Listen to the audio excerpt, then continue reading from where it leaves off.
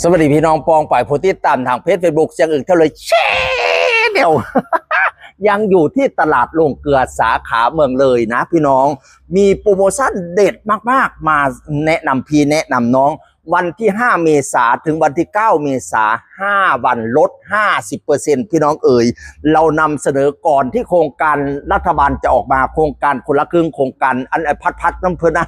เพิ่นบอกอ่านออกเทียแต่ทางตลาดโรงเกลือเราจัดการออกให้ก่อนหนึ่งเลยพี่น้องเอ๋ยคือสมมุติว่าเราซื้อสินค้า100 บาทเราจะได้จ่ายแค่50 บาททางร้านจะออกช่วย50 บาทคนละครึ่งเพราะว่าลด 50% 5 วัน 50% ที่ตลาดโรงเกลือ2สาขาพี่น้องเนี่ยเสียมุมนี้เขาเงินให้ค่ายใดจังได้ค่ายใดจังได้เนี่ยตัวละ100พี่น้องตัวละ100เนี่ยนะหล่อมากเลยอ่ะรอจังพี่น้องแล้ววันนี้กะจ่ายแค่50%เนาะค่อยใส่ออกก่อนค่อยรอพอพี่น้องพอดีค่อยเลยอ่ะเนี่ย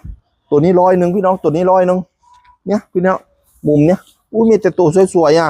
แล้วรอเปลี่ยนสูตรอีกแล้วพี่น้องเปลี่ยนสูตรอีกแล้ว มาโฆษณาร้านค่ายเสียสนุกเปลี่ยนสูตร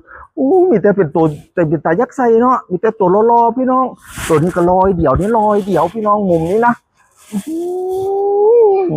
หล่อมากเลยเปลี่ยนใส่สีดำอีกก็นะสีดำกะโลจังพี่น้อง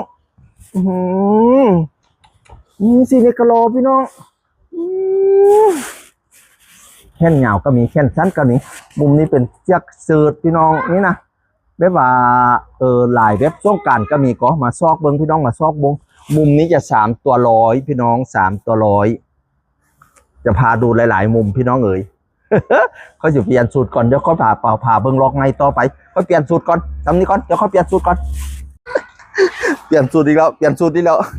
ก็อย่างว่าสนุกเรียกสนุกใส่สนุกเบิ้งพี่น้องเอ๋ยนี่นะตัวละ100นี่นะโอ้ยเงินให้แล้วที่สำคัญมันจะลดเหลือแค่50 บาทพอลด 50% ไงนี่นะมุมนี้มุมนี้ก็ว่าสวยแต่ว่าเฮ้ยมีแต่ตัวสวยๆนี่นะโอ้ยนี่ก็สวยพี่น้องสีดำก็สวยนี่นะสีแบบทหารก็สวยนะพี่น้องตัวละ100แล้วมันจะลด 50% มันจะเหลือแค่50 บาทไงกางเกงยีนนี่กางเกงยีนมุมนี้ก็ตัวละ100ลด 50% ก็จะเหลือแค่50 บาทต้องมาให้ถูกวันนะวันที่5ถึงวันที่9เมษา5วันลด 50% จะลดคนละครึ่งร้านจ่ายให้ครึ่งหนึ่งแล้วพี่น้องกระจายครึ่งหนึ่งพี่น้องเพราะว่าเพิ่นจัดโปรก่อนที่รัฐบาลจะออกโครงการคนละครึ่งทางร้านออกให้ก่อนเลยคนละครึ่งอันนี้เป็นมุมเสื้อยีนนี่นะเสื้อยีนมุมนี้ก็ตัวละ100เนี่ยพี่น้องยังไงคลิปต่อไปเขาสิใส่เสื้อยีนก่อน โอ้ยตัวนี้เท่แถวเนาะนี่นะสนุกใส่สูตรเขานะนี่รอจังคลิปนี้สิผ่าเบิ้งมุมตัวละ100พี่น้องนี่นะส่วนใหญ่จะเป็นตัวละ35 บาท3ตัว100แต่มุมนี้จะพาดูมุมตัวละ100ก่อนแต่ตัวละ100ก็ไม่ถึง100หรอกมันจะลดเหลือแค่50วันที่5ถึงวันที่9ไปดูมุมต่อไป